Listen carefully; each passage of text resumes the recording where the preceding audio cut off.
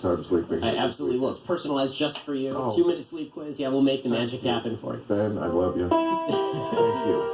So let's talk about those two issues, because I know there are a lot of people in my audience who are thinking, okay, so if we just solve those two issues, then maybe Bill Maher votes Republican for the first time. Have you ever voted Republican? Absolutely. I voted for Bob Dole in '96. Now, I admit that was a sentimental vote because, you know, I don't think I ever told you, my parents, both World War II veterans, met in World War II. My mother was a nurse. I think he was the last one from the World War II era, and he was going to lose.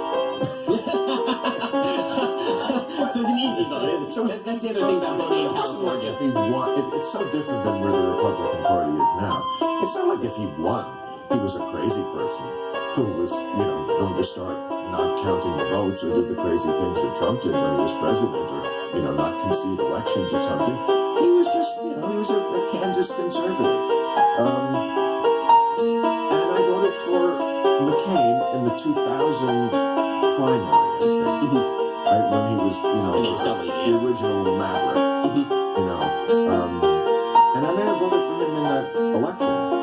I mean, if he was, in 2000, if he had gotten the nomination, I was not. I've come to really like Al Gore and know him personally, and I like him a lot, but I was not happy the way he distanced himself because of Monica Lewinsky. You know, it's like, that's, to me, was always the big flaw with the Democrats. It's like, come on, guys, just man up a little bit. Just remember, he kissed his wife real hard at the convention. It was very awkward. It was very awkward. And now, in retrospect, it was even more awkward. And terrible politics. Yes. You know, they should have just said, okay, you know, Bill Clinton, as I think Hillary herself once said, he's a hard dog to keep on the porch. That's true. You know, I knew Roger for a while. I met Bill a few times. I can tell you some funny stories. That's who they are. You know, they're good old boys. They like ladies. And it's just some of the stuff that went on back then about, you know, if he cheated on his wife, how can he know he's not going to cheat on the country? You know, dumb things that people say. Like, you know, it's very different. So let's start with the climate change thing, and then we'll get to the voting thing. So on climate change, there's, I think, sort of a reasonable spectrum of opinion inside the Republican Party, and then there are the people who just outright say climate change is not happening, it's not human cause. The position that's been taken by a lot of Republicans, including me, I say that climate change is happening. I fully accept the IPCC estimates and the range of estimates from the IPCC. I just think that the solutions that are being proposed are completely unreasonable. So I think this idea that we're going to just pour money into green energy and this is going to magically solve the problem does not solve the basic problem, which is that most of the forms of energy we're talking about are not nearly competitive on the world stage with carbon-based energy. What about a carbon tax? So a carbon tax would be almost impossible to do globally is the issue.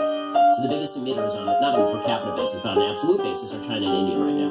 And they're not going to carbon tax anything. And we still have a global competition with China and India in terms of foreign policy, and allowing them to pollute up the wazoo while we sacrifice our own energy ambitions. That seems like a bad recipe for Europe right now, for example, with regard to Russia, which means that if you're actually going to do something, what I've talked about before is doing things like building seawalls, exploring geoengineering, adapting.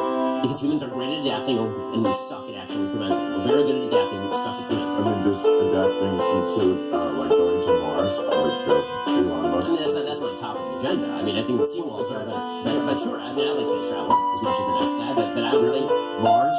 I mean, and I'm a big fan. I'm not going to spend lots of money on it, but I mean, like, this isn't, like, top of my proposal list. Okay, I'm a big Elon Musk fan, but Mars, come on. If it gets that bad... I'm sure I won't be around for this, but Mars, please. I mean, there's no air. Means I get to be there by myself. Am I bothered off it? There's no air. Yeah, no, but there's some problems. 200 below zero. There are sandstorms that last for months at a time.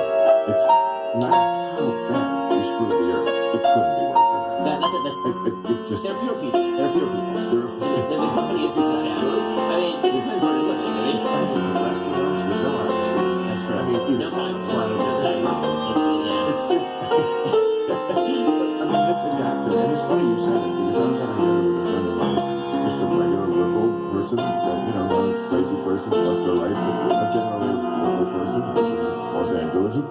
And I heard him say exactly what you said. I thought, oh, that's interesting that he's where you are. He said, we're not going to do anything about this. Let's be honest. We're going to have to start just adapting.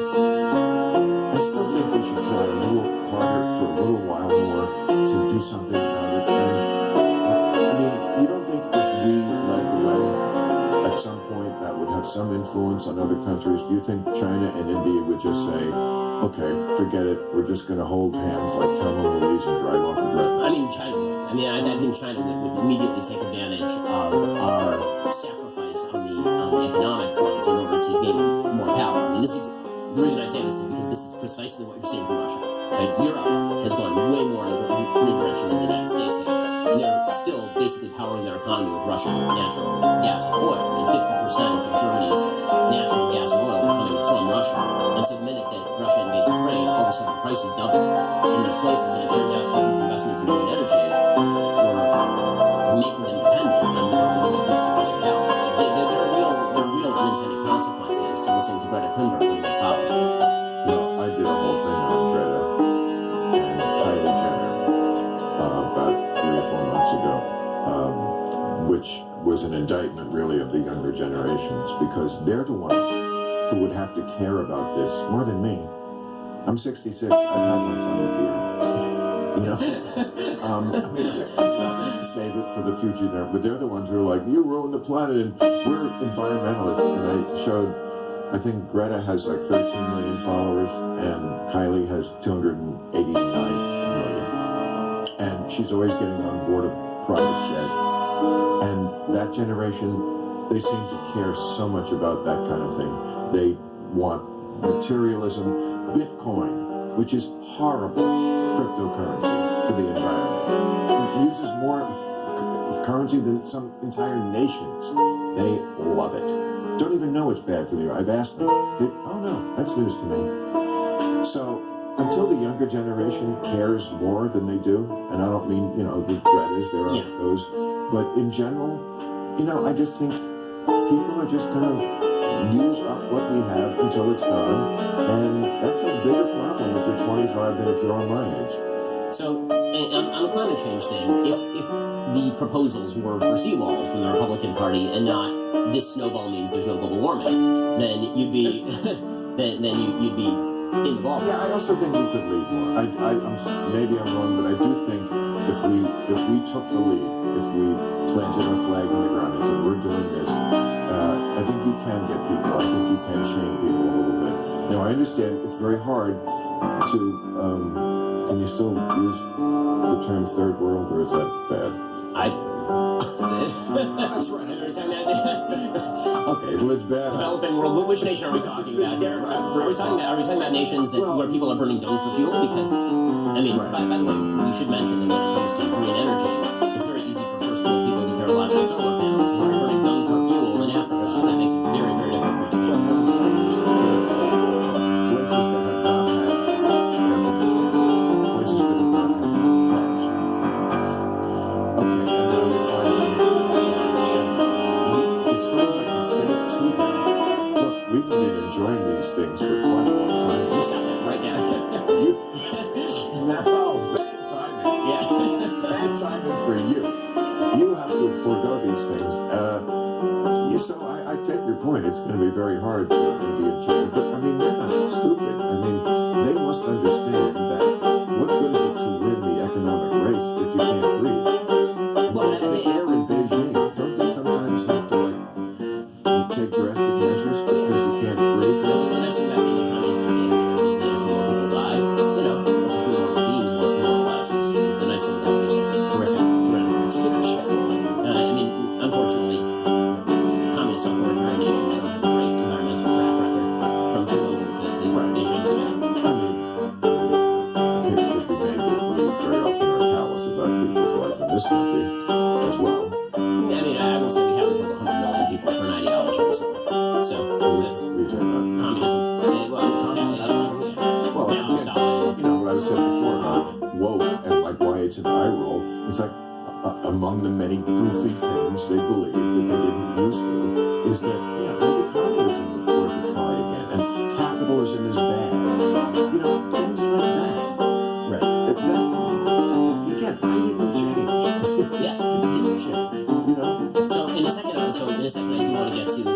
big elephant in the room, of course, when it comes to all this stuff, which is voting and Trump and all of these sort of insanity of the last couple of years.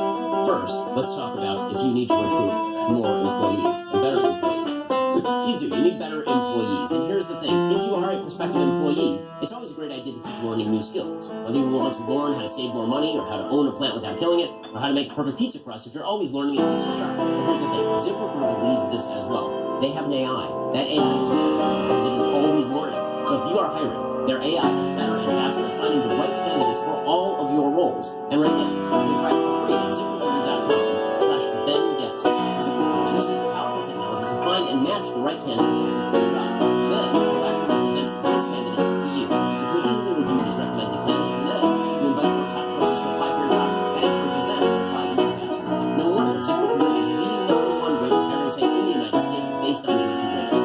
Right now, you can try ZipRecruiter for free at this exclusive web address, ZipRecruiter.com/BenGuest. That's ZipRecruiter.com/BenGuest, BenGuest, because I have a guest. ZipRecruiter is indeed the smartest way to hire. Check it out, ZipRecruiter.com/BenGuest to get started today. That's half the fun. Okay, so let's talk about the notion that the entire Republican Party is sort of held hostage to the voting priorities of Donald Trump when it comes to his belief that the 2020 election was stolen. Maybe he was saying that that's what he believes. It's sort of difficult to tell what he once believed, what he convinced himself to believe, or whatever. Getting outside of his head. I think he really believed it. I think at this point he definitely believes it. I don't know if he believed it the day that the election happened, but I think within a couple of hours he knew. I think they have proved in psychology that if you tell yourself a lie enough, you know, I think OJ thinks he did not kill his wife. I think if you live a lie long enough, I mean, I know people who literally have changed their age. You think that would be something that's kind of like easy to remember, and they really think they're a different age because they've been telling a lie for so long. So I really think Trump thinks he won that election. But, okay, so that given. The basic idea here is that the Republican Party is a threat to sort of the very health of democracy, and that if the Republicans are in charge, again, of, say, all three branches of government, they can pass whatever they want, that their first move is to stymie the ability of people to vote. It seems to me that regardless of what Trump says or what he does, and I've been very vocal about the fact that the election was not stolen in 2020, I know you have. that the vote was as legit as any other vote, and so I don't buy that. With all of that said, the evidence of widespread voter suppression that has been alleged by, for example, Stacey Abrams in Georgia does not exist in the same way that the voter fraud evidence that Donald Trump suggests is widespread does not exist. In fact, there's probably better evidence of mild voter fraud in particular areas than there is voter suppression. You really can't name a person in the United States who said, I desperately wanted to vote, and I was legally able to vote, and now I can't vote. And so the idea that Republicans are going to step in and just quash people's ability to vote, and this ends democracy, I find that difficult to believe.